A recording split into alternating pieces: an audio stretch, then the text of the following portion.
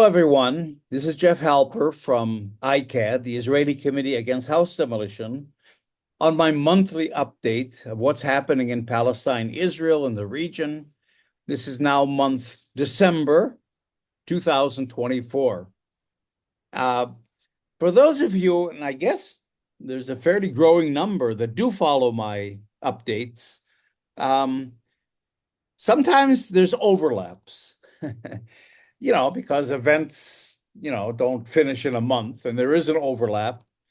But today I kind of want to go back and actually repeat a couple of the things I've said. Because I think we're facing a really dramatic moment in the struggle for Palestine. And I really want to make it much more clear and forceful and focused. This moment I see is coming with some ideas of what we might do about it.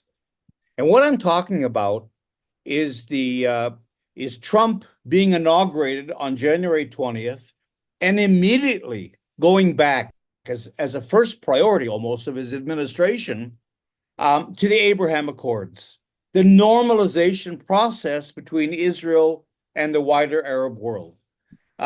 This is coming down the pipeline. As a matter of fact, it's all in place, and he's actually already working on it. He has this guy, Huckabee, a Christian evangelical Zionist who's the new ambassador to Israel, who, as you know, claims there are no Palestinians, there is no occupation. He has a special envoy to the Abraham Accords process, and he has a new envoy to the hostage deal. So this is really a priority, I think, for Trump. It could be an early victory, an achievement for his administration. And he almost got there in the first administration. Remember the Abraham Accords, where there was a significant amount of normalization. The settlements were basically declared legal. The Golan Heights was the annexation of the Golan Heights to Israel was recognized by the United States. And not least, the United States recognized the annexation of East Jerusalem to Israel and moved the American embassy there. And then in return, there was normalization. Already there had been with Jordan and Egypt from the Oslo days.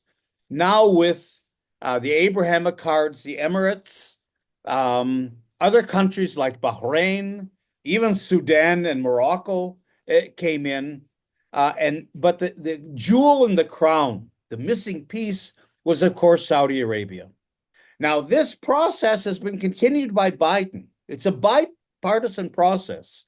There, in terms of Palestine, Israel, there is no daylight whatsoever between Republicans and Democrats in the American Congress, and Biden has come back forcibly wanting the normalization process to happen. That was disrupted by the Hamas attack of October 7th. But he's pushing to get back to it. It's too late for him now, but Trump will pick up that slack. Now, normalization seems like kind of a gray, dry, academic kind of a term. It's very hard to go out and mobilize people around normalization. But in fact, it's a key concept and a very powerful concept that has devastating consequences for Palestinians. It's more powerful than victory. With victory, let's say if Israel beat the Palestinians, like in a war, all right, victory is a victory, but then the other side still exists. You have to plan out what happens after the victory. There's a post-war reality. With normalization, it's a closure. Normalization is normalization. All the facts on the ground that you have created through violence, through settlements, politically, are simply accepted. They become the new norm. They become the reality that nobody really questions. You can question them if you want to, but they've been accepted. It's been accepted by the American administration, whatever this new norm is. It's accepted by the Arab world. It's accepted by the international community. And you have nowhere to go after normalization. It isn't like another phase, and now you can revive the resistance movement. You can reopen the Palestinian case. You can renegotiate. No. Normalization means it's closed. It's over. And now we move on to other issues. So that if, in fact, this normalization goes through, this is, I mean, I don't want to say the end of the Palestinian struggle by any means. Will continue. But it is certainly a major setback for the Palestinians and a normalization of Israel's apartheid regime. And I just want to show you quickly, what I mean by that. This is a picture of Netanyahu in the United Nations, September, I think, 22nd, 23rd, 2023. In other words, 2 weeks before October 7th. And he, from the podium of the General Assembly, was already showing this map of the new Middle East, that we, Israel, are on the cusp of signing a normalization agreement with Saudi Arabia. And this is all, again, under the Biden administration. And here's the new Middle East. And you can see from the map that Netanyahu is showing from the most public podium in the world, the greater Israel that goes from the river to the sea, a greater Israel, in this green map of the Arab states that will normalize with Israel. So, this is a program. It isn't an aspiration. And it was almost done until October 7th. But now we're going back to it. And we know what we're going back to, because in the last part of his first administration, Trump presented a map exactly of what the deal of the century, remember that, means. Exactly what normalization means for Israel and for the Palestinians. That's the map on the left. The second map on the right was Netanyahu's counter proposal. Netanyahu's proposal is much more stingy, but it's the same concept, basically. So if we look at Trump's map, what does normalization mean? It really means normalization of the Israeli apartheid regime over 85% of Palestine with the Arab world. And through the Arab world, then, with the wider international community led by the United States. So it's really the end of the conflict, end of the struggle, end of everything, because now it's going to be normalized, closed, and we move on. And this normalization idea then requires, ironically, two states. I mean, it can't simply be the map that Netanyahu showed of Israel from the river to the sea. I think the problem with the map that Netanyahu showed was that the Palestinian Bantustan, that will be on 10 to 15% of Palestine, is so small that it couldn't really fit on this little map that he held up before the UN. So you really have what the reality is. One apartheid Israeli regime on about 85% of Palestine. Nevertheless, Israel needs a Palestinian state. So does the international community, because you have to give something to Palestinians, right? And from Israel's point of view, there's 5 million Palestinians in the occupied territory, in the West Bank and Gaza. Remember, Jerusalem now has been taken out of the equation, and it is a part of Israel. So that Israel cannot give citizenship to 5 million Palestinians and remain a Jewish state. So it has a stake in a two-state solution, so-called, but exactly in the terms of South Africa and the South African Bantustan. In other words, the map that Trump shows, the deal of the century map, shows in a way the maximum territory that Israel could get, between 85 and 90% of Palestine, without taking any Palestinians. If Israel takes any more territory, it comes with Palestinians. Then Israel would have to give them citizenship, and it can't do that. So this map is the maximum map for Israel, and in some ways the minimum map for Palestinians. And what we see here, without getting into details, is clear. Israel again expands to control the entire country because a Bantustan, by its nature, is non-sovereign. It's non-viable. You can see on the map here there are no borders with an Arab state. Israel controls all the borders around. Israel controls the resources of the country. It controls the economy, the movement of people and goods. You can see in the West Bank there are 3 islands, one in the north, one in the center, and one in the south, all separated by Israeli settlements, Israeli highways, and Israeli checkpoints. Israel has always refused the idea of a territorial congruent Palestinian state. So we're talking about 3 enclaves in the West Bank, and then whatever remains of Gaza, because we have to remember that in Gaza, the northern part has already been declared off limits permanently to Palestinians. So they're all crowded in. So that the Palestinian state, so-called, is is really a South African type of Bantustan. Israel, which you don't see on the map, but what you see in all the agreements, is that Israel controls all the resources, including all the water, including the natural gas reserves off the coast of Gaza that are worth billions of dollars, including the what's called the electromagnetic sphere, which is the communications, so that the Palestinians are really locked into not only into islands or enclaves, but into kind of a box where they have no control below the surface of the ground. They have no control on the ground because they're all disconnected by Israeli checkpoints and settlements, and no control in the air. So they're kind of locked into this weird space.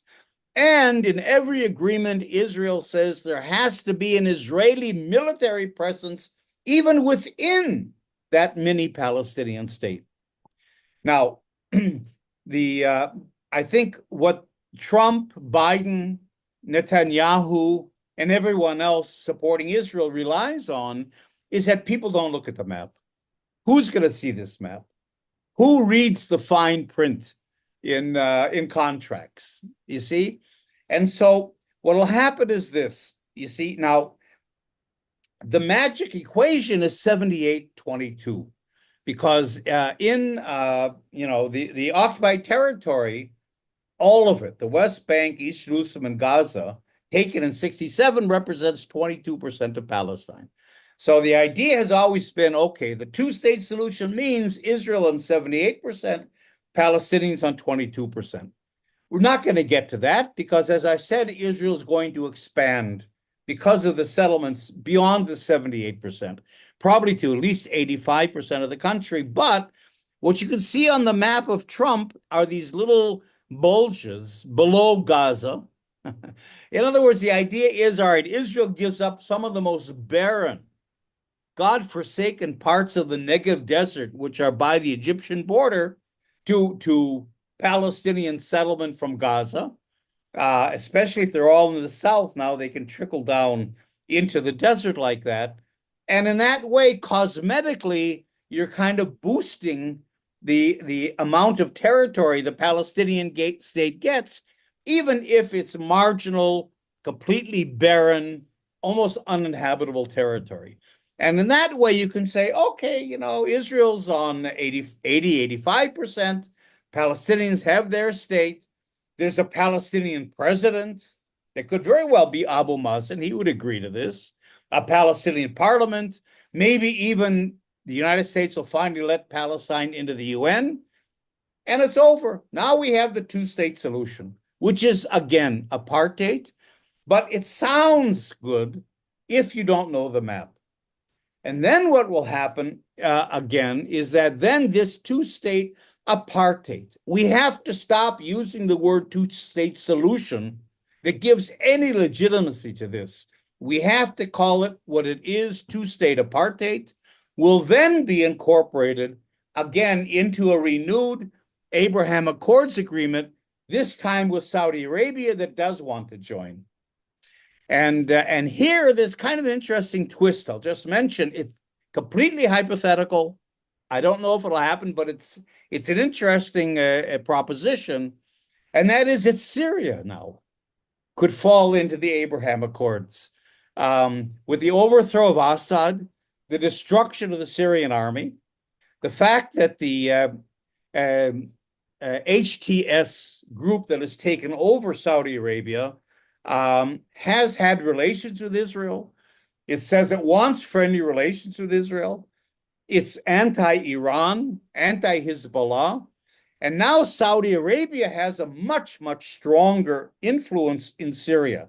In many ways, Saudi Arabia, I think, will be the force really running Saudi Arabia, at least until Syria, at least until Syria is able to kind of come together in a more broad and stable government. So it's very hard for Saudi Arabia, even though they want to join the Abraham Accords, because even in Saudi Arabia, there's public opinion. And nobody in the Arab street, obviously, wants normalization with Israel, especially a genocidal Israel. So Saudi Arabia is going to have to go against public opinion that it has no problem doing, but it would be much easier for Saudi Arabia if Syria could join in too.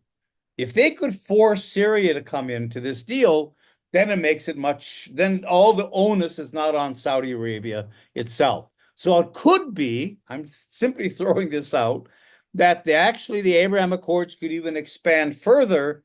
And if you put Syria into the equation, then it's even worse for the Palestinians. In other words, I'm saying this is a disaster for the Palestinians because it normalizes their apartheid situation. They're stuck forever in this Bantustan.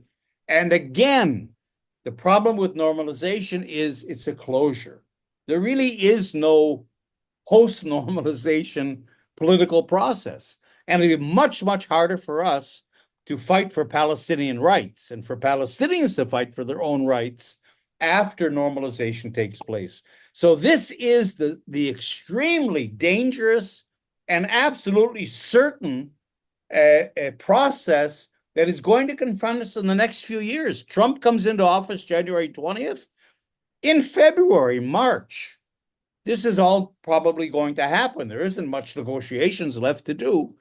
And so we really, unfortunately, we're not very good at organizing politically. We're good at protesting, those of us that support Palestinian rights.